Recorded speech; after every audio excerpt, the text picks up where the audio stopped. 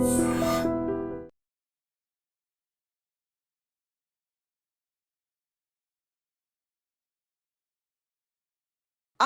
of your dream? Study abroad destination? Clear your doubts. Videsh Consult. Call 9676502888. That trash అండి. శివుడు భక్తులు కష్టాలు పడతాడు, విష్ణు భక్తులు చాలా సుఖాలు పడతారా? మరి రామదాసు రోడ్డు మీద తీసుకెళ్ళి జైలు దొబ్బారు. అవన్నీ వీళ్ళే. ఈ భక్తి దేవుడు అనేవి సింపుల్ సార్. దీన్ని ఈ ప్రవచనకారులు, ఈ పుస్తకాలు, ఈ గ్రంథాలు కాంప్లికేట్ చేసేసి భక్తుడిని కల్లకల్లోలం పెట్టేసి, అవునా ఏ కన్నప్పకేం బాధ, నీకేం కావాలి? నీకు ముందు భక్తి అంటే విభక్తము కానిది భక్తి. వాడి నుంచి విడిపోకుండా నువ్వు ఏమన్నా చెయ్యి, నీకున్నది పెట్టు, నీకు ఇష్టమైనది పెట్టు. నువ్వు ఏం పెట్టావన్నది ఎప్పుడు చూడ్డాడు, ఎలా పెట్టావు, what is that you have given me, నీ దగ్గర ఇది ఉంది అది పెట్టు, గడ్డి పువ్వు అది పెట్టుకోయి, ఎవడో అడిగాడు నేను.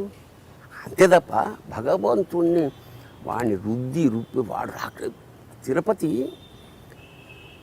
నమ్మకమా భయమా? వెళ్ళం 99% భయం. మనకు దేవుడు అంటే భయపడతారు. క్రిస్టియన్ ఫిలాసఫీ, నేను క్రిస్టియన్ కమ్యూనికేషన్ సెంటర్లో 10 ఏళ్ళు పనిచేశా, 7 ఏళ్ళు పనిచేశా. ప్రేమ ఉండాలి దేవుడి పట్ల, భక్తి ఉండాలి, ఇష్టం ఉండాలి. భయం మన వాళ్ళకి గుండు కొట్టుకోకపోతే, గుండు కొట్టుకోకపోతే ఆడు మారవాడేవాడు లెక్కలు రాసేసి 17వ తారీఖు కొడతాను, 18 చూస్తాను ఈ సంగతి అంటాడా? గుండానా ఏమన్నా దేవుడు? అది ఆ భక్తి నమ్మకం. నిజంగా ఒకసారి ఎండమీరు పోయినంత అద్భుతమైన క్వశ్చన్ వేసి, నిజంగా నీకు భక్తి ఉంటే వెంకటేశ్వర స్వామి మొక్కుకు, నేను పరీక్షలో పాస్ అవుతాను, నువ్వు చేయిస్తావు, నేను ముందే గుండు కొట్టుకుంటాను.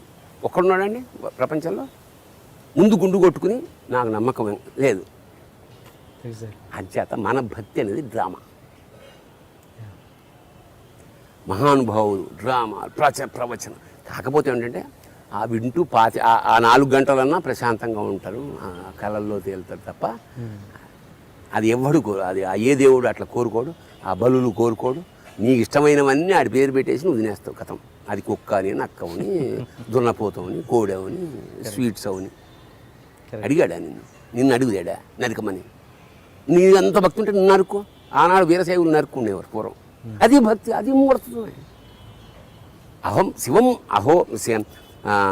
అహం బ్రహ్మస్మి లేదా శివోహం, శివుడే నేను అన్నప్పుడు నువ్వు నరుక్కుంటే శివుడు నరుక్కున్నట్టు కాదా నువ్వు? మరి ఏంటిది? అంచేత భక్తి చాలా సింపుల్. నాయనా నన్ను కాపాడు, లేదా నువ్వు అంటే నాకు ఇష్టం, కథం. నీకు వ్యాఖ్యానం, సంస్కృతం, అవన్నీ రావాడికి. That is. అంచేత అంటీ ముట్టనట్టు.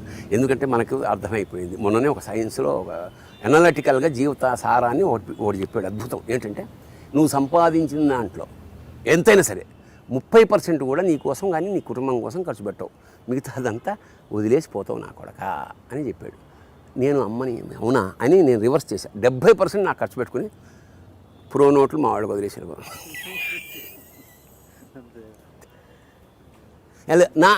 అవన్నీ అయిన నా జీవన సారం ఇప్పుడు వైరాగ్యం అని.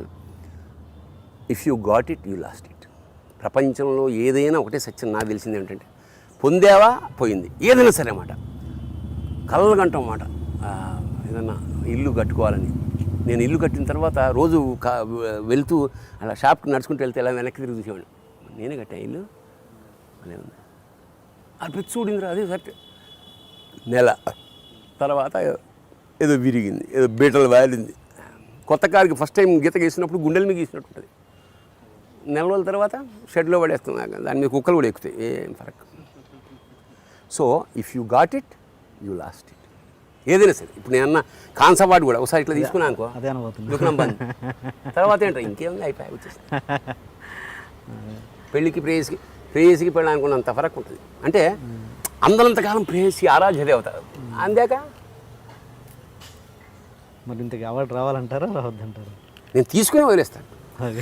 అమ్మా దానికోసం అది ఏం పెట్టుకోకపోతే జర్నీ ఎట్లా మజా రాదు. కొట్టాలి అంటే ప్రతిభ ఉండి, నేనని కాదు, మన ఫీల్డ్లో ఎంతోమంది ప్రతిభావంతులైన డైరెక్టర్లు, టెక్నీషియన్స్ ఇంతమంది ఉండి కూడా ఒక్క నేషనల్ అవార్డు తెలుగుకి రాకపోవడం అనేది ఇన్నేళ్లుగా 60 ఏళ్ళు ఇంతవరకు. ఎప్పుడు బెంగాలీ, మరాఠీ, మరోడు, కొంకిణి భాష రాని వాళ్ళు వస్తుంటే కడుపు మండిపోతుంటుంది అన్నమాట. ఆ కసే నా చేత షార్ట్ ఫిల్మ్స్ కానీ మరి మీరు ఎప్పుడైనా మీరు చేసి ఎన్నో సినిమాలలో యాక్టర్గా చాలామంది డైరెక్టర్స్ దగ్గర చేశారు కదా, ఎప్పుడైనా డైరెక్టర్స్ తోటి మీరు ఈ పాయింట్ డిస్కస్ ఎప్పుడు చెప్తా ఎప్పుడు చెప్తా ఆడేమంటాడు నాకు ఇష్టం అంటాడు. ప్రతి డైరెక్టర్ త్రివిక్రమ్ శ్రీనివాస్, వివి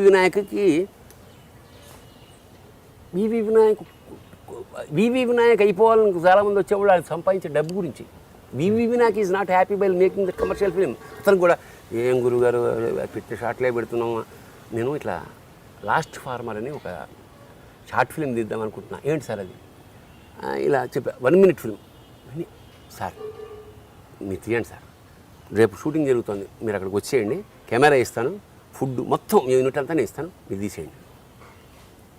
ప్రతి చిరంజీవి గారి దగ్గర నుంచి, చిరంజీవి గారికి ఆర్ట్ సినిమా అంటే ఒక కళాత్మక సినిమా చేద్దామనే కదా ఈ బాలచంద్ర వాళ్ళంతా అలా చేయాలని ఉంటుంది.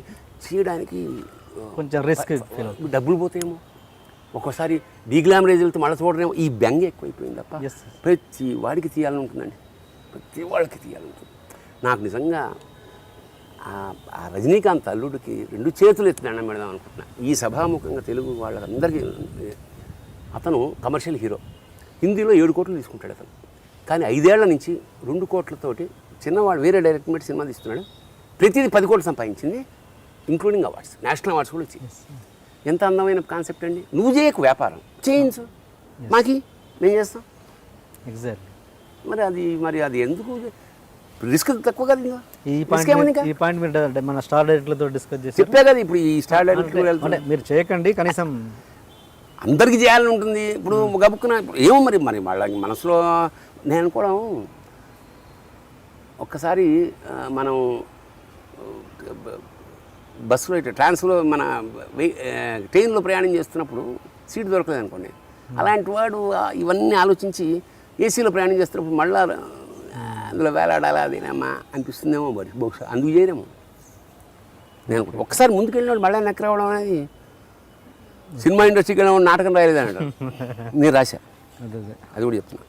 నేను రాయనని చెప్పా, రాసేసి తర్వాత మొన్న సభలో నాటకాలు రాయట్లేదు మీరు.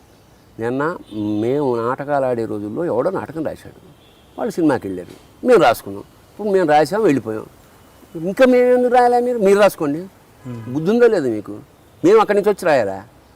పైగా ఇప్పుడు ఆ కష్టాలు లేవు, మా బెందలు లేవు, మానసిక క్షోభ లేదు. ప్రపంచంలో 90% కష్టాలన్నీ ఆర్థికమైనవి కదా, అవి ఉంటే సగం ఇంకా మేమెందుకు విప్లవం ఎవరికి కావాలి?